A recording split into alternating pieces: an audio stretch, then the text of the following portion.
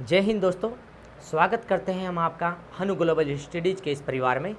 और हम लोगों ने जो हिंदी की क्लासेज आपकी स्टार्ट की हुई है, इनमें हमारा उद्देश्य होगा कि हम आपको हिंदी रटाने के नहीं समझाकर सिखाएंगे आपको, ताकि आपने एक बार यदि सीख ली तो आपके जहन में ये हिंदी पहुंच जाएगी, जिसे बार बार आप लोग देख करके लंबे समय तक रोक पाएंगे।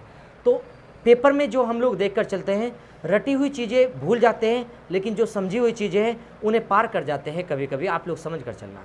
तो हम लोग हिंदी को रटने का प्रयास नहीं कर रहे, हम लोग समझने का प्रयास कर रहे। एक बार आप लोग समझने में और नोट्स बनाने में मेहनत करेंगे तो आप लोग बार बार इसी चीज़ को उठा कर चलना, और किसी भी एग्जाम में जहाँ पर हिंदी रखी जाए वहाँ पर इसका प्रयोग करके चलना। आप लोगों को हिंदी एक अच्छे अंक प्राप्त करके देगी। तो देखिए जरा, हम लोगों ने यहाँ पर क्या छोड़ा था टॉपिक, उस टॉपिक को आगे बढ़ाते हुए हम लोग चलते हैं। यहाँ पर हम लोगों ने कुल व्यंजनों की संख्या थी, और उन कुल व्यंजनों की संख्या और उनके भेद आज करके चल रहे हैं हम लोग। तो देखिए, पहले पिछले टॉपिक में पढ़ा था कुल व्यंजनों की संख्या व उनका आधारूप, और आज पढ़ रहे हैं हम लोग कुल व्यंजनों की संख्या। कुल व्यंजनों की संख्या, कुल व्यंजनों की संख्या, कुल व्यंजनों की संख्या व उनके भेद।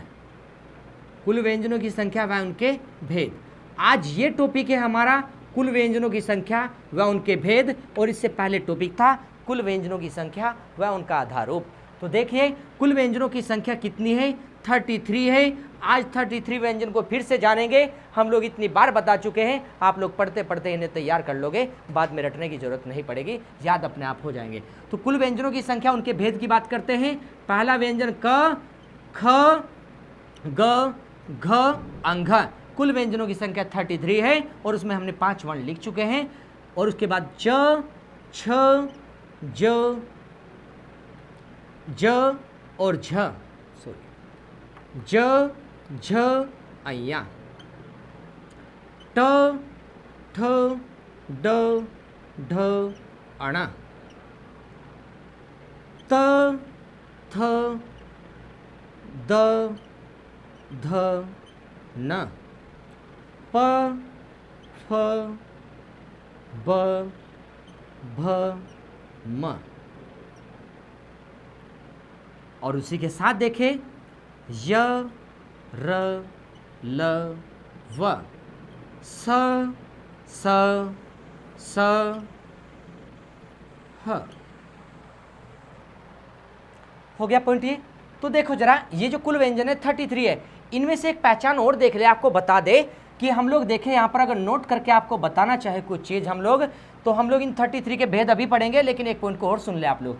ये जो थ वर्ण है, थ, और ये खड़ी पाई है, इसके ऊपर जो रेखा खींच दे ये होती है सिरोरेखा। थ वर्ण जहाँ लिखा जाता है तो सिरोरेखा उसकी गोल ऊपर से जो मुड़ा हुआ रूप है उसके ऊपर से नहीं जाती है सिरोरेखा। तो हमने कहा सिरोरेखा को उसके ऊपर से गोलाई से नहीं घुमाते हैं थ के। ऐसा ही एक वर्ण है जी भ, इसके ऊपर भी गोलाई है तो गोलाई से नहीं घुमाते जी हम लोग जी यहाँ पर। ऐसा ही एक वर्ण है ध, इसके भी ऊपर से इसे लिखने के तरीके में हम लोग इनके गोलाई वाले रूप को ऊपर से बचा कर चलते हैं यहाँ पर जी। तो हम लोग देखते हैं यहाँ पर जरा कुल व्यंजनों की संख्या व उनके भेद में। इनके भेद जानेंगे। कुल व्यंजनों की संख्या हमने आपके लिख दिए 33 है। इनके भेद जानेंगे, कौन कौन से इनके भेद है। आइए जरा हम लोग इनके भेद बताएं जी। हम लोग इनके भेद को लिखने जा रहे हैं, तो समझ कर चलना इनके भेद कौन कौन से हैं। ये 33 व्यंजन हो रहे, इनके भेद जानेंगे जरा जी। नंबर 1 नाम लिखेंगे कुल भेद में यहाँ पर जी। नंबर 1 हमने कहा, देखो नंबर 1 नाम हम लोग देकर चल रहे हैं, नंबर 1 इसे जी, और इसका नाम होगा भेद में नंबर 1 पर स्पर्श व्यंजन। स्पर्श व्यंजन नंबर 1। इन 33 व्यंजनों में से एक नाम लिखा स्पर्श व्यंजन। स्पर्श व्यंजन नंबर 1 है। नंबर 2 नाम हम लोग इधर लिख रहे हैं इन 33 व्यंजन में से। नंबर 2 नाम है, सॉरी थोड़ा सा ऊपर लिख देते हैं हम लोग, ध्यान देना जरा। नंबर 2 नाम है अंतस्थ व्यंजन। नंबर 2 पर अंतस्थ व्यंजन है। नंबर 2 नाम अंतस्थ व्यंजन। अंतस्थ व्यंजन नंबर 2 पर यह है। और नंबर 3 पर क्या लिखेंगे? नंबर 3 पर हम लोग कहेंगे यहाँ पर जी, नंबर 3 पर जी ऊष्म व्यंजन। ऊष्म व्यंजन कहे या इन्हीं का नाम एक और दे, ऊष्म संघर्षी व्यंजन। ऊष्म संघर्षी व्यंजन, ऊष्म संघर्षी व्यंजन। हमने नंबर 3 जाना है ऊष्म संघर्षी का। नंबर 3 हमने 33 व्यंजन बताए, इन 33 के भेद किए हैं। कुल व्यंजनों की संख्या 33 व उनके भेद हमने जान लिए। पहला नाम स्पर्श व्यंजन, नंबर 2 अंतस्थ व्यंजन और नंबर 3 ऊष्म या ऊष्म संघर्षी व्यंजन। स्पर्श व्यंजन किसे कहते हैं, पॉइंट को जाने। हमने कहा स्पर्श व्यंजन किसे कहते हैं? वे व्यंजन जिनके उच्चारण में, उच्चारण कहते हैं बोलने को, वे व्यंजन की जिनके उच्चारण में प्राणवायु, प्राणों से जो वायु निकल कर आ रही है, प्राणवायु मुख के विभिन्न भागों, मुख के विभिन्न भागों, मुख के विभिन्न भागों, विभिन्न भाग में कौन? कंठ। कंठ होता है ये गले का उभरा हुआ भाग, कंठ। तालु, तालु क्या होता है? मुख की जो ऊपरी छत होती है उसे कहते हैं तालु।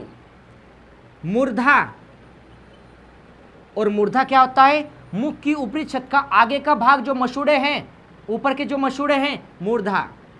दंत, दंत आप लोग जानते हो, दांत। और ओष्ठ, ओष्ठ भी आप लोग जानते हो, ओष्ठ।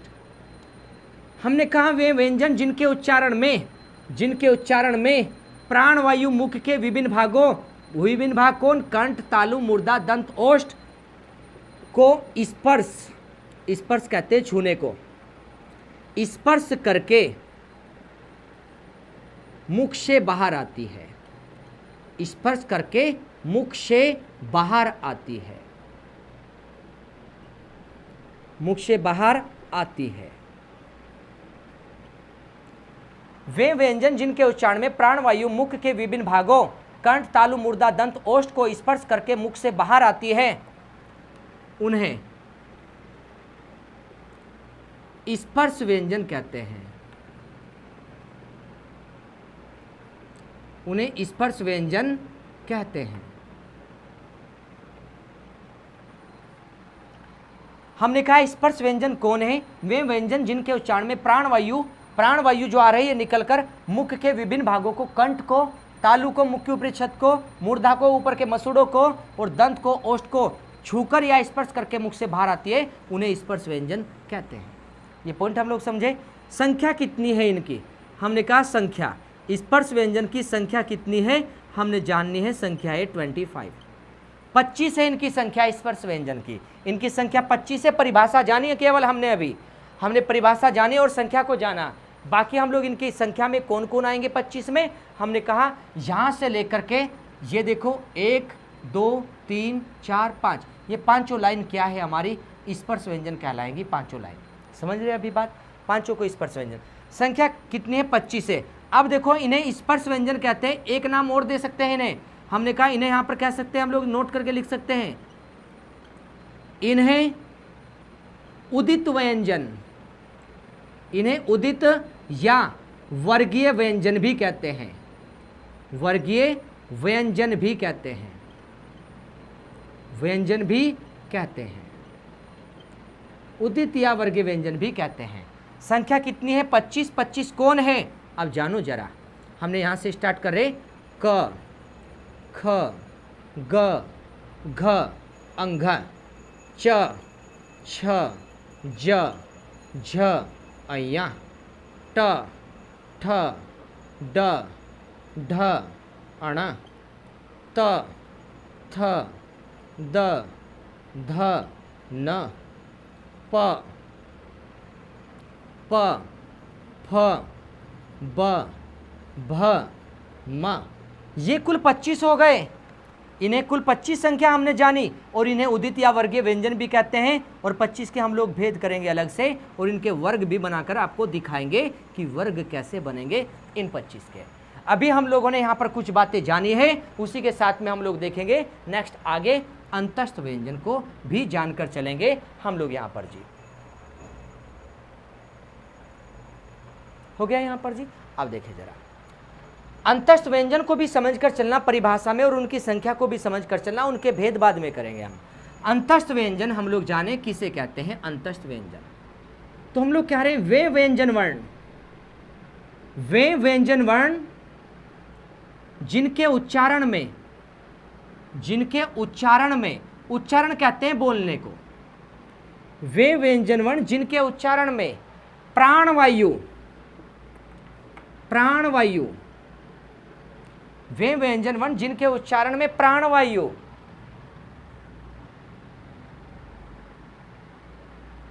मुख के विभिन्न भागों, मुख के विभिन्न भागों,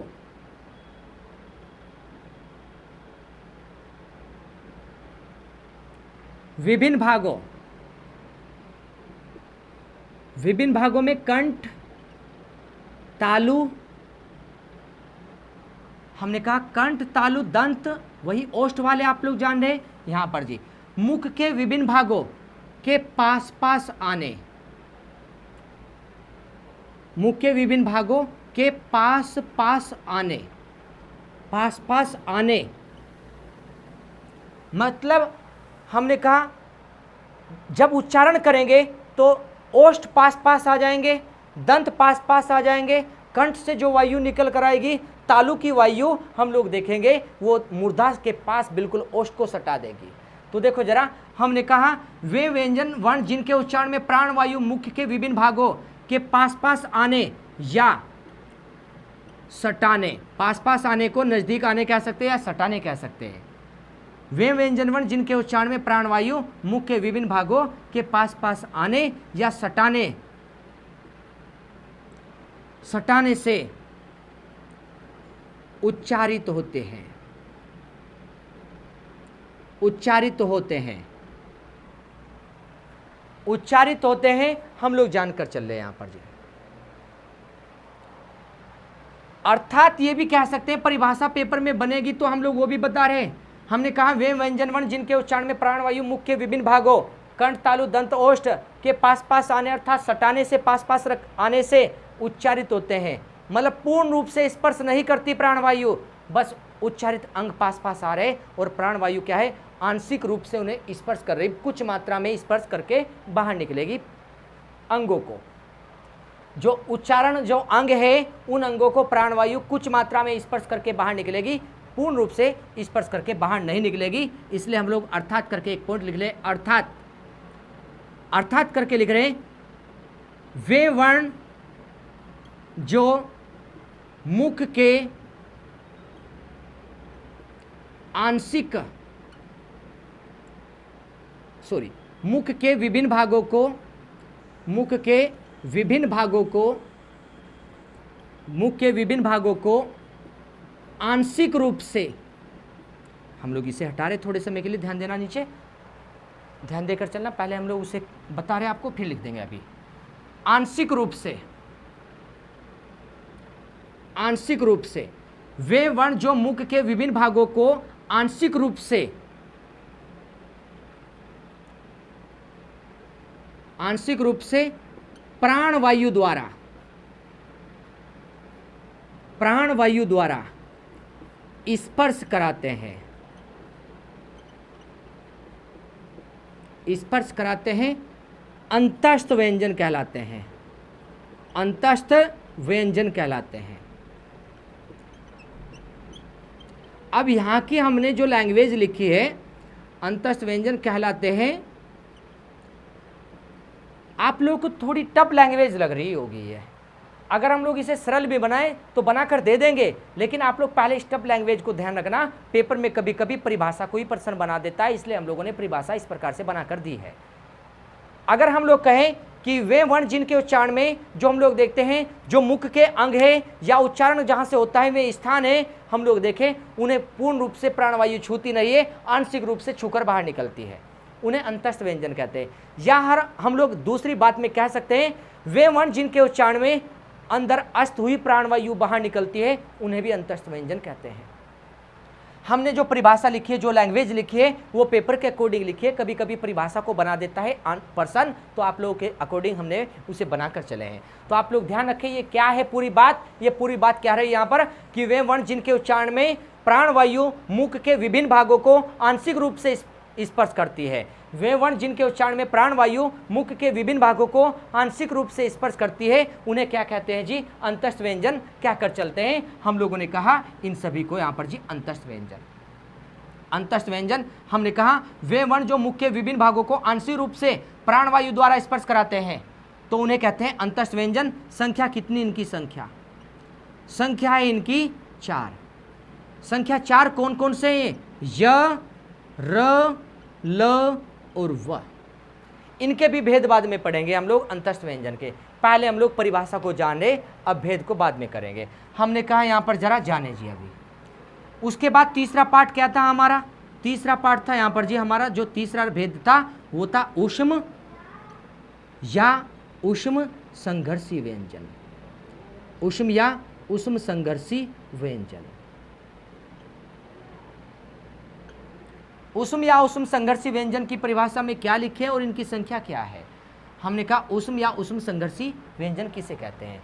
आप लोगों ने वो कर लिया होगा, तो उसे हटा रहे हैं हम लोग यहाँ से और उसके बाद में इसे नोट करके चलेंगे आप लोग। नंबर 3 पर हम लोग बात करते हैं। जरा हो गया ये? देखिए जरा,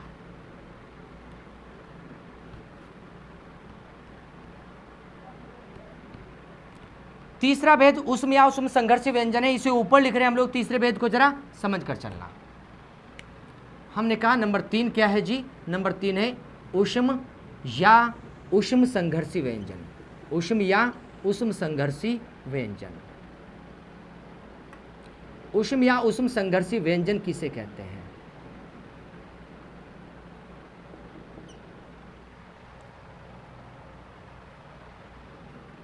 हमने कहा वे वर्ण, वे व्यंजन वर्ण हम लोग कह सकते हैं। वे व्यंजन वर्ण, वे व्यंजन वर्ण जिनके उच्चारण में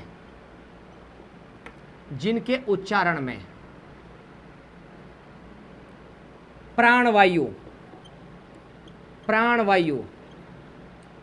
मुख के विभिन्न भागों से, प्राणवायु मुख के विभिन्न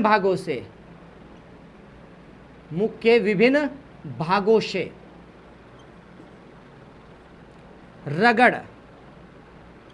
रगड़ या घर्षण, मुख के विभिन्न भागों से प्राणवायु रगड़ खाएगी या उनके साथ घर्षण करेगी। रगड़ या घर्षण खाने के बाद गरम या उष्म होकर मुख से बाहर निकलती है,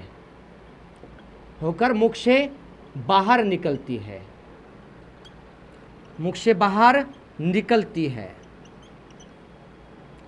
उन्हें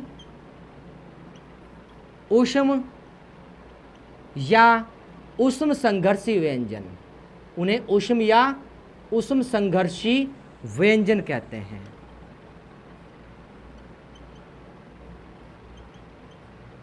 उन्हें ऊष्म या ऊष्म संघर्षी व्यंजन कहते हैं। संख्या कितनी इनकी? संख्या है 4। कौन से है 4? ये 4 संख्या में श, श, स और क्या मिला? ह। ये 4 संख्या है। उस व्यंजन के हम लोग भेद पढ़ेंगे, अंतस्थ के भी भेद पढ़ेंगे और स्पर्श के भी भेद पढ़ेंगे। अभी तक हम लोगों ने क्या समझा?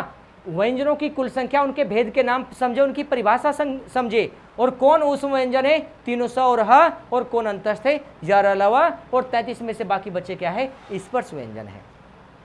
अब इनके भेद करके चलेंगे, जरा ध्यान रखिए। जरा हमने ये सारी बातें सीखी है, अब इनके भेद करेंगे जी हम लोग। जरा आइए,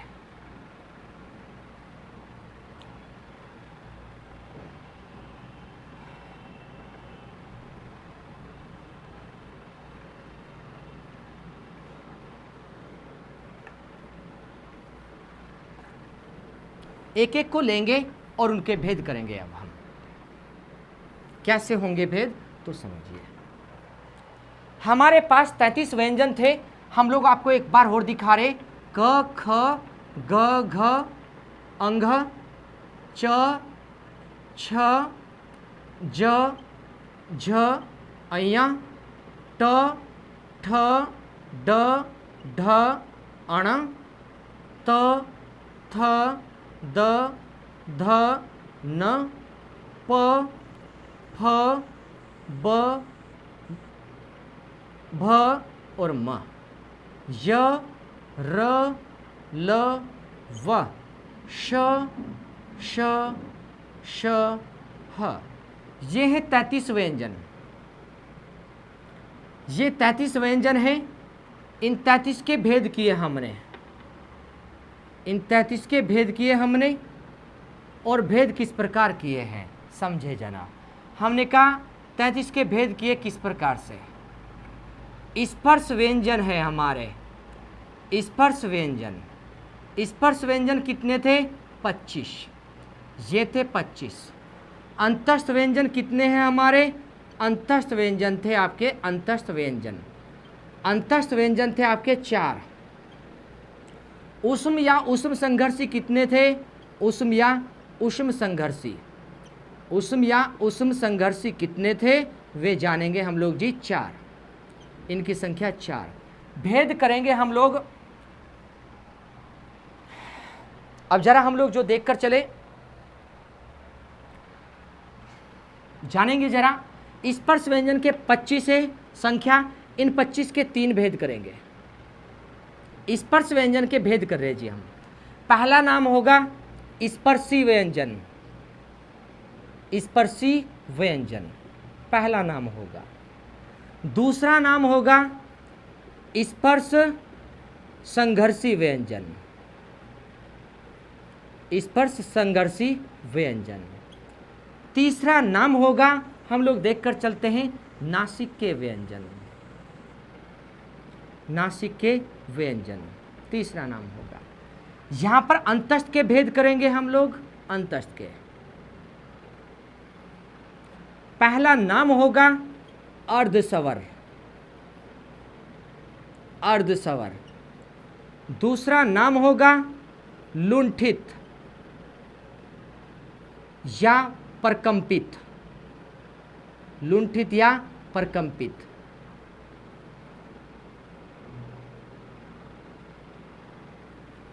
तीसरा भेद क्या होगा? पार्श्विक वर्ण। पहला अर्धस्वर, दूसरा लुंठित है और तीसरा क्या होगा? पार्श्विक।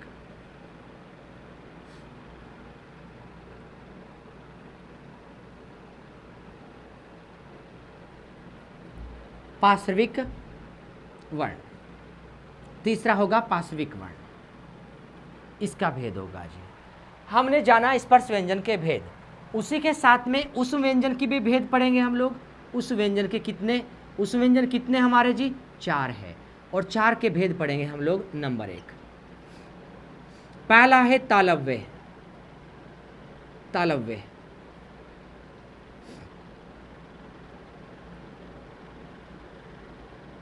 या तालु वर्ण हम लोग, या तालव्य वर्ण कहें हम लोग जी।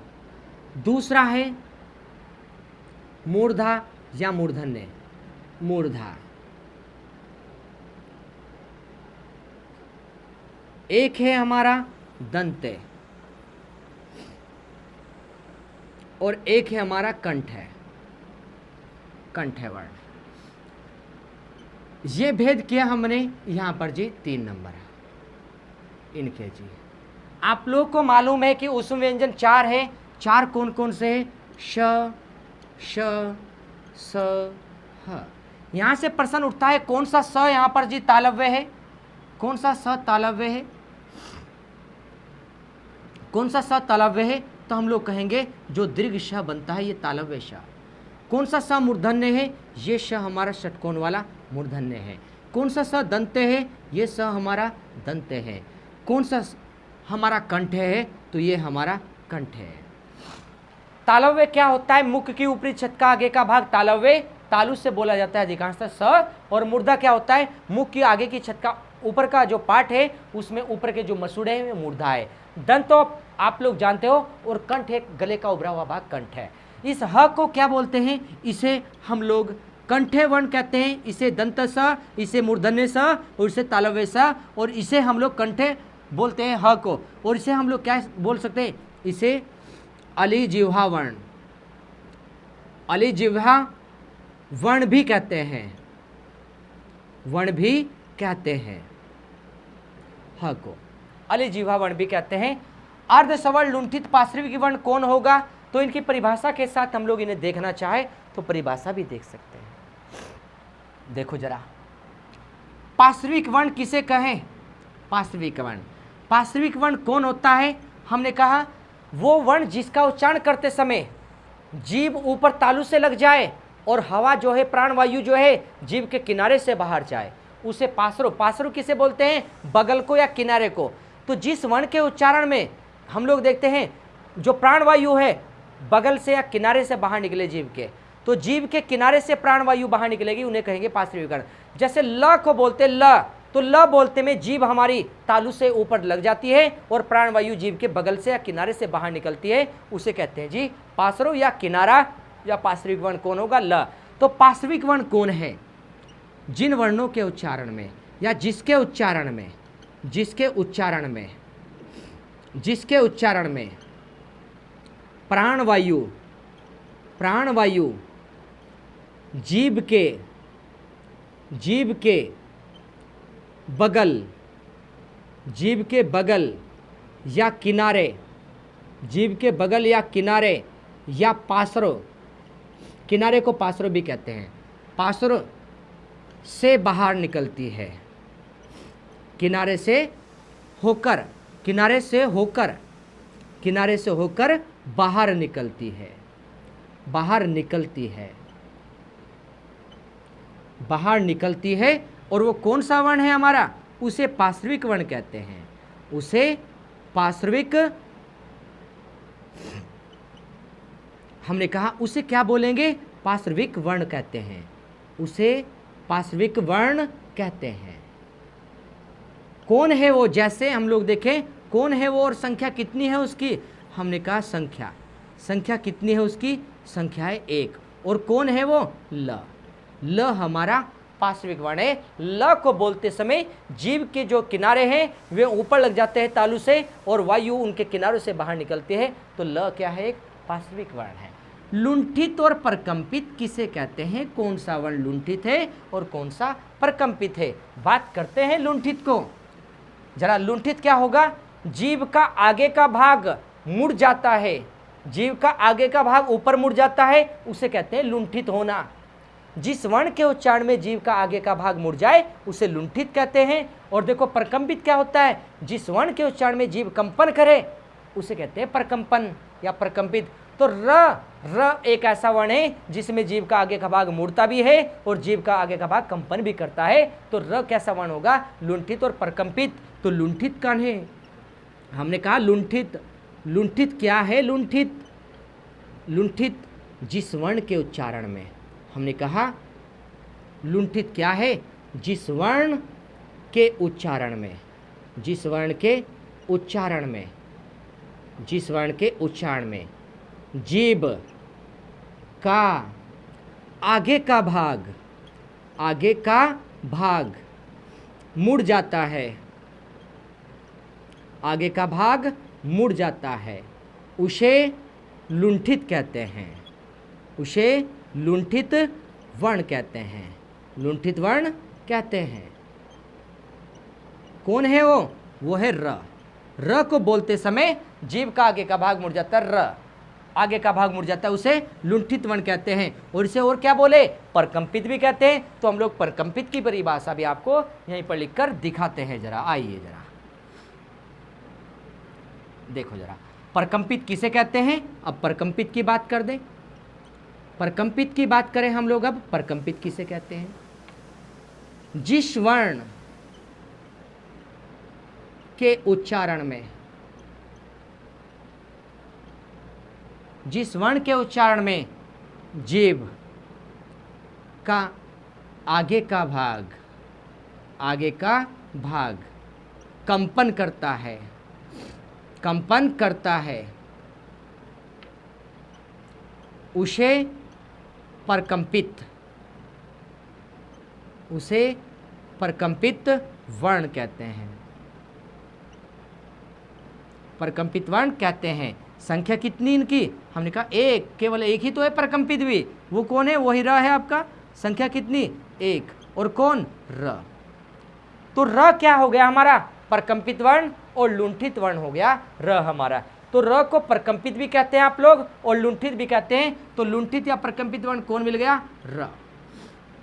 र हमारा परकंपित और लुंठित वर्ण हो गया है। बात समझ गए आप लोग? अब अर्धस्वर की भी बात करते हैं। अर्धस्वर की परिभाषा क्या बनाए? अर्धस्वर की परिभाषा हम लोग क्या बनाकर चले जाने? वे वर्ण जो कभी स्वर, जो कभी स्वर व कभी व्यंजन,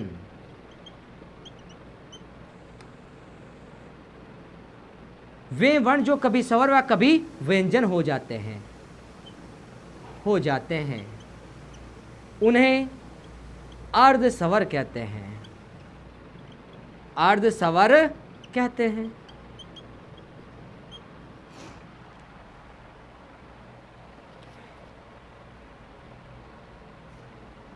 हो गया? वे वर्ण जो कभी स्वर व कभी व्यंजन, यहां पर एक पॉइंट छूट गया, उसे नोट कर देते हैं।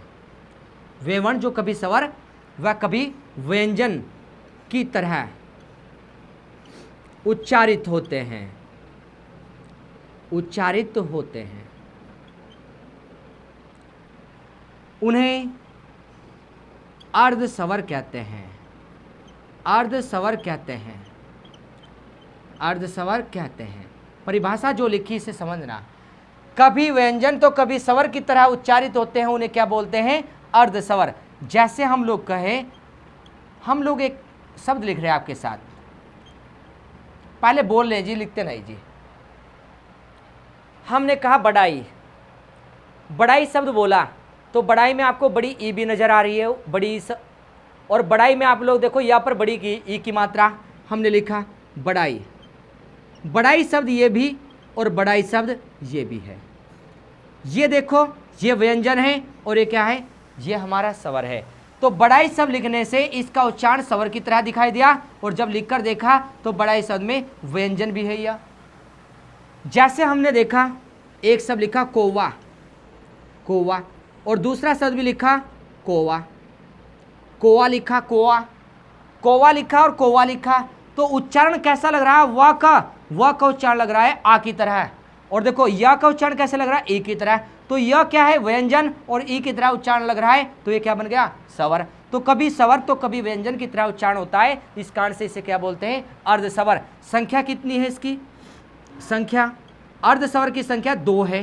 कौन है वे 2? एक य और दूसरा क्या है? व। य और व क्या है? हमारे अर्धस्वर है।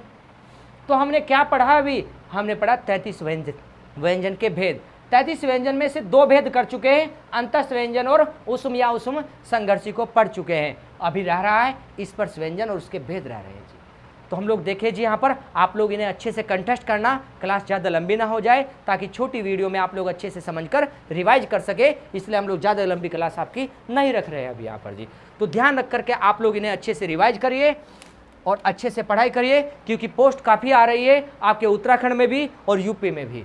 अच्छे से आप लोग तैयार रहिए जरा, और ध्यान रखना उत्तराखंड एसआई जिन लोगों ने भर रखा है वे एसआई वाले बहुत ध्यान से करके चले जरा काम को जी, क्योंकि आपका दिसंबर में एग्जाम है, तब तक आप लोग देखना कितना अच्छा काम कर सकते हो। व्याकरण में आप लोगों को कभी कोई प्रॉब्लम आने वाली नहीं है। और जहाँ पर आपके शब्दभेद की बात रहती है कि विलोम शब्द, पर्यायवाची, अनेक शब्द, तत्सम, तद्भव, उपसर्ग, प्रत्यय, अगर शब्दभेद साहित्य की बात करते हैं तो वो भी आप लोगों की कहीं पर दिक्कत आने वाली नहीं है जी। आप लोग जो एसआई का पेपर देने जा रहे हैं 100 नंबर की हिंदी है, 100 में से 90 प्लस करने की क्षमता बनाइए अपने अंदर जी, तब जाकर सोचना कि आप लोग हिंदी को अच्छा कर पा रहे हैं वहाँ पर जी। क्योंकि एक ऐसा सब्जेक्ट है जो हम लोग कहें ज़्यादा बड़ा नहीं है, एक हिंदी सब्जेक्ट और एक रीजनिंग सब्जेक्ट एसआई वालों के लिए तो वे बहुत अच्छा कंटेस्ट करें, और जहाँ पर भी हिंदी का पार्ट रखा जाए वो कोई से भी स्टेट हो या सेंटर हो, वहाँ पर अच्छा काम करके चलेगी आपको ये अंक दिलाने में जी। तो ध्यान रखिए और अच्छे से पढ़ाई करिए, खुश रहिए और पढ़िए अच्छे से देखकर। जरा मिलते हैं नेक्स्ट क्लास में हम लोगों से। आप लोग धन्यवाद।